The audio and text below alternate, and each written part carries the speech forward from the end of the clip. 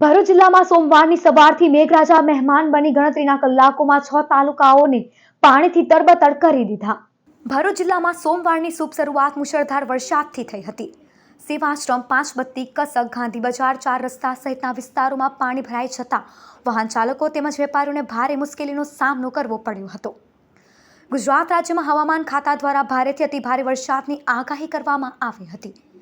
સોમવારની સવારથી જ વિવિધ જિલ્લાઓમાં ભારે વરસાદ ખાબક્યો હતો, જ્યારે ભરૂચ જિલ્લામાં પણ મેઘરાજાએ ધડબડાતી બોલાવી હતી। જાણવા મળ્યા મુજબ ભરૂચમાં 1.5 ઇંચ, જ્યારે અંકલેશ્વર અને હાંસોટમાં 1 ઇંચ વરસાદ ખાબક્યો હતો અને ભરૂચ શહેરમાં જળબંબાકાર જેવી સ્થિતિ સર્જાઈ ગઈ હતી। ભારે વરસાદને પગલે જનજીવન પણ પ્રભાવિત થયું હતું।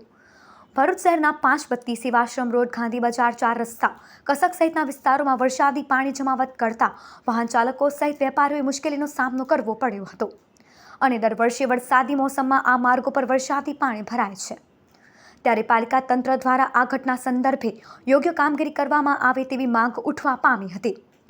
બપોર સુધીમાં ભરૂચમાં 2 ઇંચ, અંકલેશ્વર અને હાંસોટમાં 1 ઇંચ વરસાદ વરસ્યો હતો, જ્યારે વાલિયા અને નેત્રંગમાં 14 મિલીમીટર, જ્યારે ઝઘડિયામાં 8 મિલીમીટર વરસાદ નોંધાયો હતો।